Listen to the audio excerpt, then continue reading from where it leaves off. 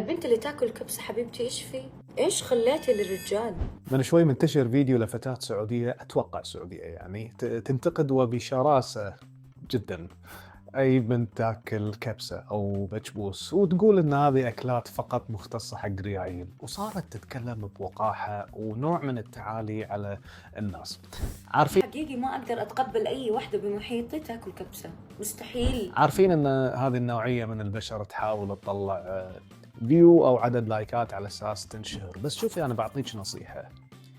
طريق معرفة الناس لك شغلتين، يا أنك أنت تكونين محترمة أو غير محترمة، يا أنك تكونين هادفة أو غير هادفة. أنت المشكلة طالعة تافهة وليس هادفة، هذا رقم واحد.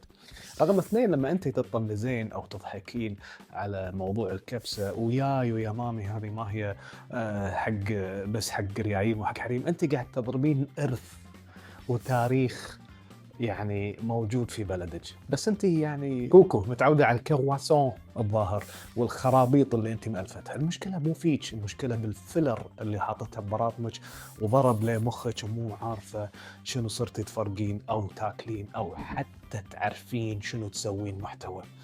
الناس بالسعودية ما قصروا فيها بصراحة، وكل الكومنتات صارت تضحكني.